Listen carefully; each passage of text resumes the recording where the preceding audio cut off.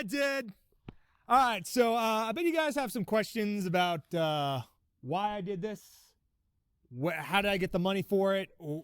Why am I a fucking psychopath now in the middle of the woods in a small cabin that's 15 minutes away from any civilization? I'm pretty sure my dating life is going to be really swell after this. To really understand why I did this and to understand how I could do this, we kind of got to go back a little bit 3 years. You guys could probably skip to some parts of the video. I'm going to section it off, kind of explaining step by step what led to me to this process, what led me to do this, and how this is going to change my life for the future. Maybe the better, maybe the worse.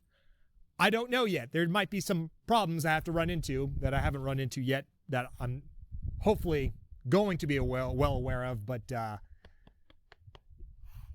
yeah. I finished my deployment in Kuwait in 2024, and basically I had to kind of figure something out with my life. I didn't really know what I really wanted to do.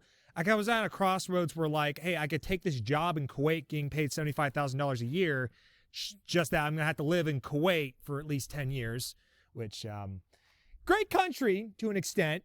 However, I would probably not enjoy doing that for quite some time. And then after the deployment ended as well, I had some choices, either to go back to Orlando, work as an athletic leader for shit pay, and, hang out with the boys and a whole lot. That would have been really great.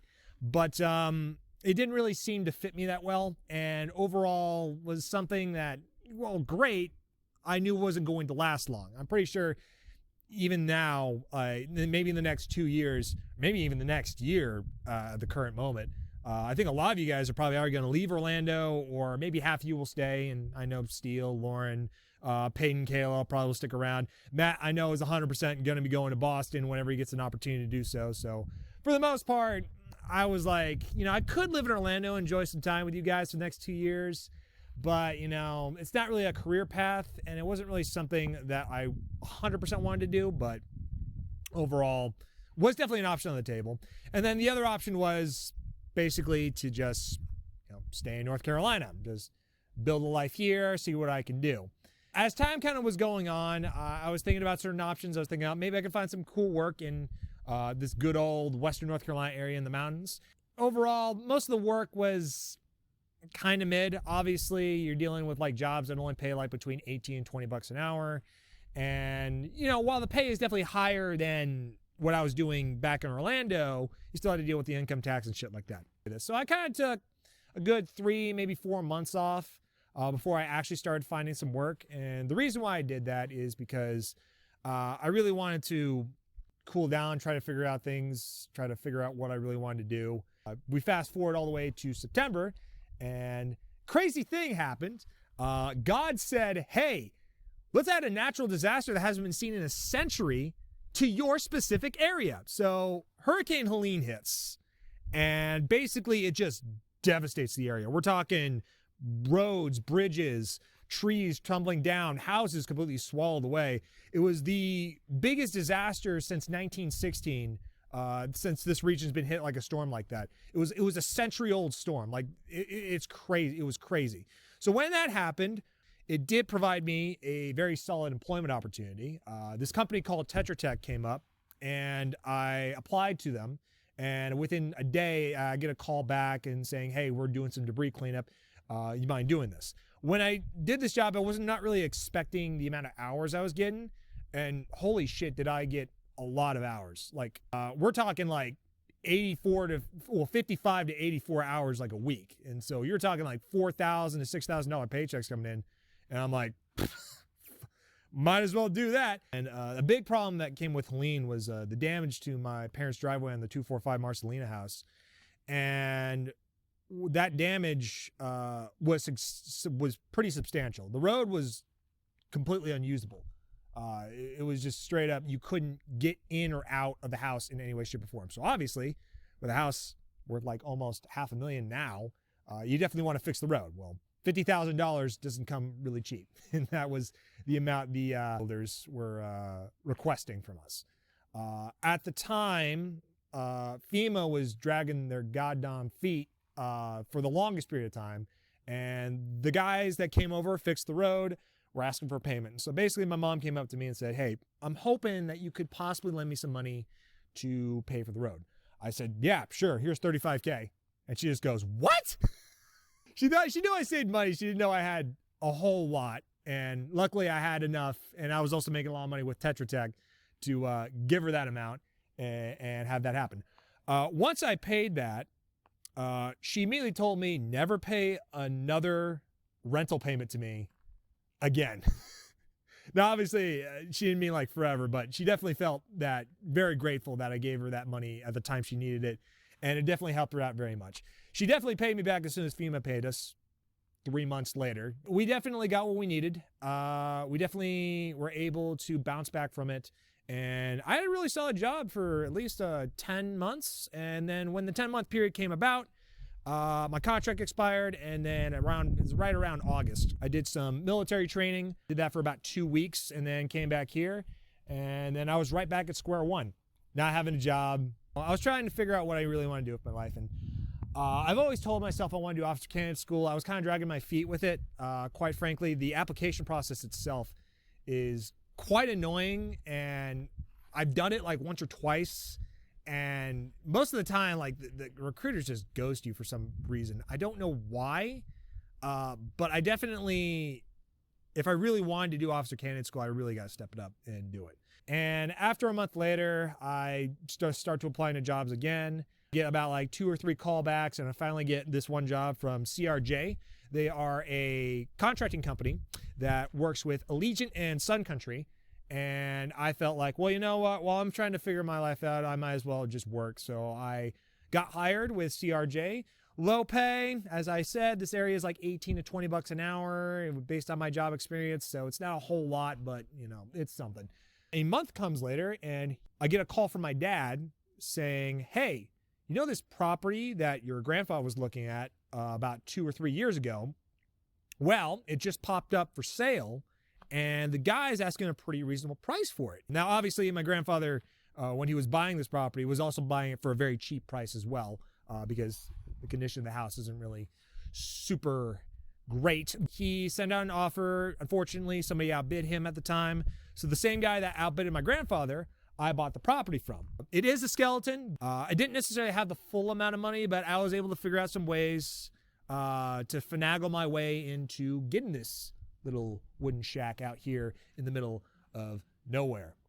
I'm sure this decision will not in any way make me regret my life so much, but at the same time, I am so freaking excited that I actually got a piece of land to myself. I don't know if you guys were aware of this, but I was actually trying to buy a piece of land close to my parents' house. Funny part was I was able to get a deal for like $22,000 for it for like an acre and a half. And then a lawyer sent a cease and desist to the rest. He sent a cease and desist to the realtor agency because the guy that I was buying the property from was going through a divorce, and he was trying to sneakily sell me the land because obviously he set the land up for like what $45,000 purchasing price. I haggled him down to $22,000, and then after the cease and desist came up, the property then was sold to another guy for $35,000, and I was like, wow, this sucks. I mean, I don't think I want to buy another piece of property again. And then this thing came around. So that's been the story of my life for the last 3 years. Now I guess you're more like questioning of, what is this house? How did this come to be? What is the damage? What's the history behind it? And I can safely say it's a very short history, if anything else. So the house was built back in 2005. And the guy who built it basically was trying to figure out, hey, maybe I can make a quick buck. Maybe I can flip it out and figure something out. Maybe he could even live in it. Well, 3 years in the process, when he finally built the house, he ran into a bit of a snag. And this is going to be a common theme with a lot of these people who purchase this property over the years, because they keep forgetting about the one crucial thing that you need in order to live in any place and anywhere. You need freaking water. And this house has had massive problems with water. Now, for those of you that don't understand how the mountains work around here, we don't have a central water system. We basically have to get our water from wells. And in order for us to get water from wells, you got to drill it or you got to, figure out where the wells are. Now, with properties around here, there are plenty of wells. In fact, there's so many wells you could fill 3 times the amount of neighborhoods you have here. Water shouldn't really be a problem. The problem really becomes when you have to drill for it. Drilling nowadays, especially in these areas, is costing usually around between $10,000 to $20,000 because one, you have to figure out where the well is. Luckily for this property, we actually know where the well is.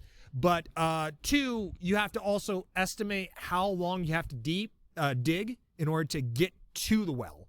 And they charge per, I'm not sure if it's inch. I think they charge by the foot, if I'm not mistaken, of how much they have to drill in order to get to it.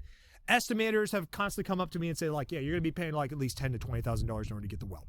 And unfortunately, this house doesn't have a well connected to the property. You have to dig for it. That's kind of was the problem with the guy who originally built the house. So 3 years after he built the house, he basically said, it's not worth to drill for it. I don't care for this property. I'm going to sell it. And surprisingly, he actually sold it at probably the worst housing market in U.S. history.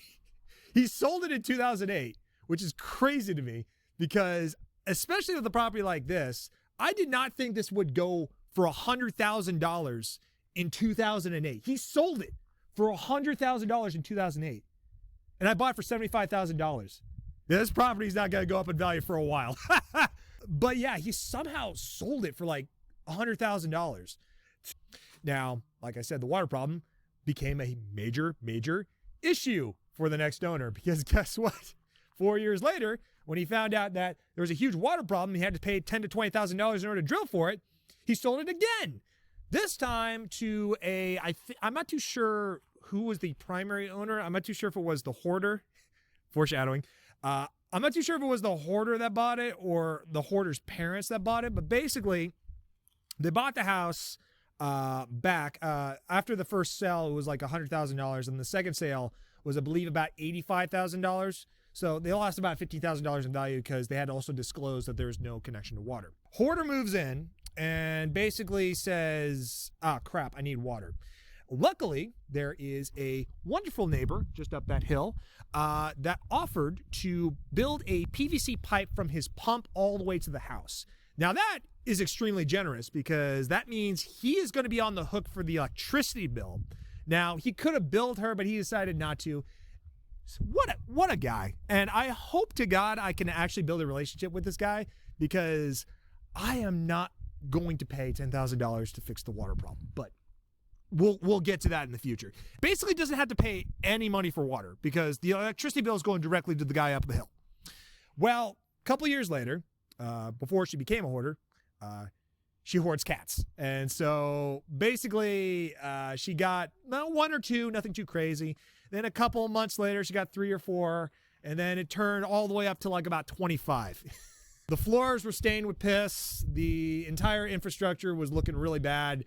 And overall, it was not a great place to live in. Good news was the overall structure, at least the underneath part of the structure, was all stable. So the only thing you had to worry about was the interior, which is probably the most important part. But overall,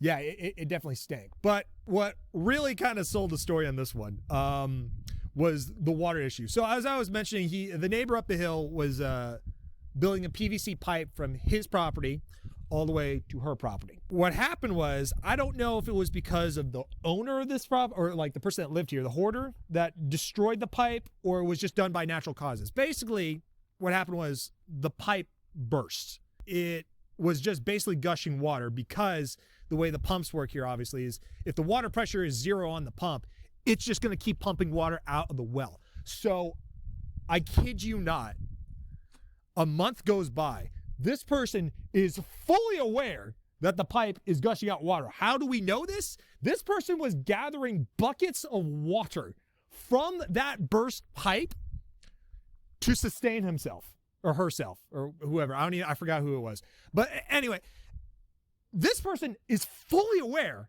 that that pipe is just gushing out water. And then the neighbor gets an electricity bill, I kid you not, of over $2,000. That pump was going 24/7 for the next 4 weeks. And he had to get a $2,000 electric bill. Electricity is cheap here, folks. That was $2,500. It was like I think it was like $2,500. I think I got to look back at the paperwork, but it was just an insane amount. I cannot believe it. Anyway, basically the guy shuts off the water. The hoarder calls the guy. Guy tells him, I shut off your water because the pipe is burst. He calls the cops. Cops come over. Cops assess that you're not allowed to shut off water unless there's like 2 weeks notice or something like that, because that's the rules in Buncombe County. You can't just shut off people's water. And it's a very different dynamic because we don't have a central water system around here. It's all just wells. And since that's the case, the well is on his property, and therefore he is technically the utility provider for this house. So therefore he's not allowed to shut off the water. However, as you know, if the pipe is burst, therefore there's no way water can get out. Like, it's just, there's no way you could do it. It's just not possible. Anyway, basically the water had to get shut off. This actually was about 2 years ago, not it was like 2018. And basically the hoarder, I don't know if it was the hoarder's parents or maybe the bank, but basically obviously they send out the inspector. The inspector comes, deems the house unlivable, not possible. There's no way you could live here. And hoarder moves out, and basically, I don't know if it was the parents or the bank, but they set it up for sale. I think it was $60,000 if I'm not mistaken. I have to look back up on Zillow to figure out exactly what the exact price was. But this house gets sold around in 2020, right in the COVID era. Basically, the flipper looks inside and just says, ha ha, no. And basically puts the property up for sale again. I think this was 2022, December 2022, this house was put back up on sale again after another guy bought it. I forgot who it was, but it's whatever. The main story about this house was about the hoarder, not really about the owner before that. The house goes up, I think it's December 6th of 2022.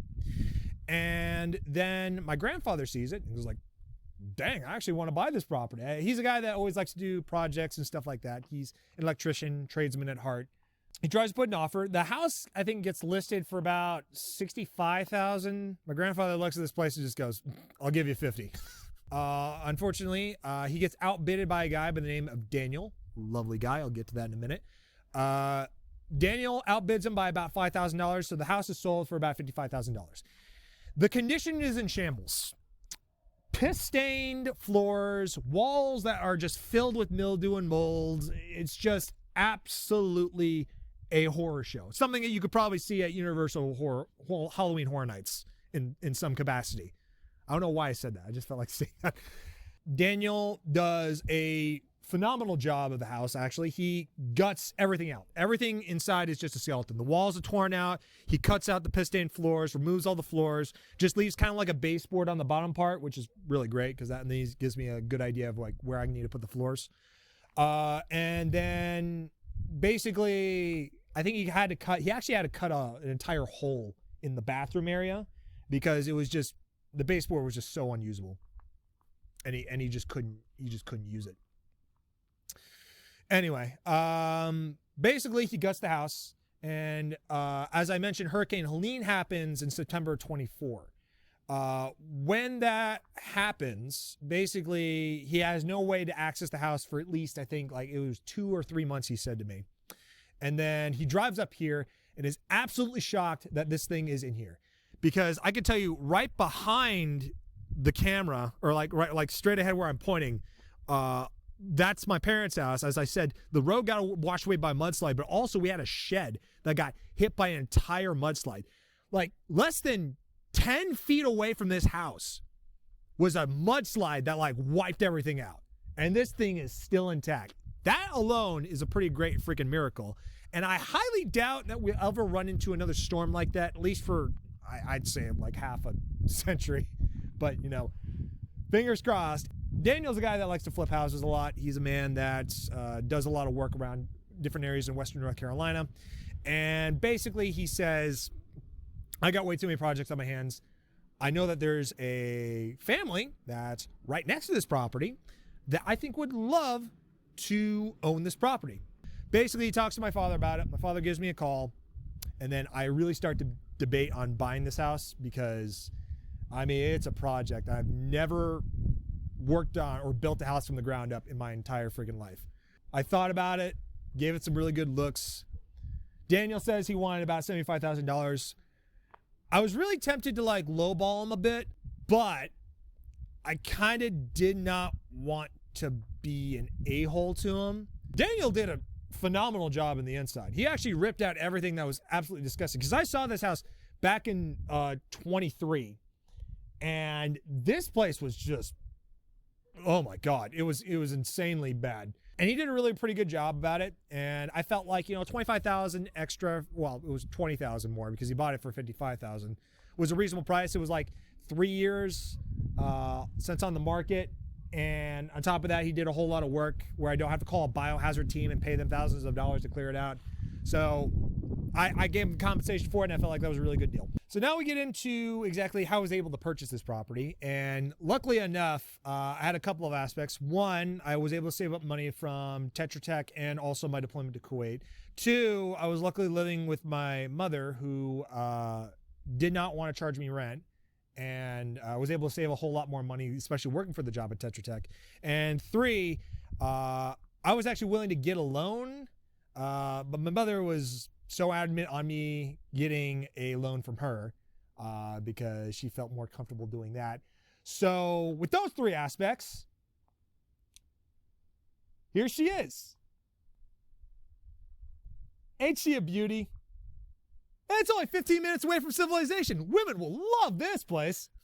Why do I keep bringing that up? I don't know why. So basically, this kind of sums up the whole purchase of the house. I just want to give you guys that little story in that context if you actually watch the whole thing. I don't blame you if you don't watch the whole video because, my God, I am rambling on. It's been almost 30 minutes of rambling. Wow, I probably should have wrote a script for this. Anyway, so we kind of get into what my plans are for this place, what I plan on doing with it. Well, I do plan to live here. Obviously, maybe if I get lucky with officer candidate school, maybe I get a whole lot of stuff like that, I might turn it into an Airbnb. I bought this property for it to be my own. And it seems to be a really great situation to be in, especially now with the property being next to my parents' property. I can just work on it, do the best I can. I'll be honest with you, I'm scared and terrified and also excited all at the same freaking time because I've never done anything like this. This is a whole new world of territory for me. And there's some good and some bad in it. There might be a whole lot of regret in the next couple of years. I don't know. But, yeah, I just thought I want to tell you guys about this and want to give you kind of the context of the whole story about it. But yeah, it's a crazy thing to go through right now. It's a crazy thing to talk about. I plan to kind of fix this place up within the next 10 months. Right now we're kind of in the winter season, so I kind of want to avoid doing some work in the freezing temps, but if I can work on it, I can work on it. I got a whole bunch of resources I could use. My grandfather, for one, when he found out I bought this property, he was calling me like every other day. Well, maybe not every other day, but he was definitely calling me about it. He was definitely calling my mom about it. He was calling my dad about it. He was like, wow, he's got a property. He's got to work on this. So luckily I got an enthusiastic grandfather that's going to be helping me out with this. It's definitely a small place and definitely something for a very certain group of people. Like hermits like myself, I probably might enjoy this quite a bit, or I might absolutely regret it. I don't know. We'll find out in the future. It's going to be a crazy experience. And what I'm going to try to do, and I'm probably going to fail at miserably because the tech I have, obviously you see my Google Pixel is probably not the best mic quality. Maybe it's pretty good. Maybe it's not. I don't know. The technology I have obviously is not the most highest camera quality whatsoever, but I am going to make an attempt to film, photo, try to explain the whole process because I think you guys are interested. And I think this is also a cool project. And I kind of want to share it with you guys because holy shit, I bought a house. I have a house. What 28-year-old can say that nowadays? But it's going to be a crazy experience. It's going to be something I'm going to get frustrated with. I'm going to get really roped into both mentally and financially. And it's going to be a crazy experience. But I just thought I would tell you guys about that. And, you know, it's just it's just an interesting thing to do. So hope you guys stay tuned for it. Hope you guys enjoyed this. If you watch the whole video, that's crazy because I'm pretty sure I've been talking for 33 minutes straight, and I probably should put a close to this, but yeah, I mean, it's a crazy ass experience. Crazy. Oh boy. Well, I guess I'll end it there, and yeah, guys, stay tuned for more.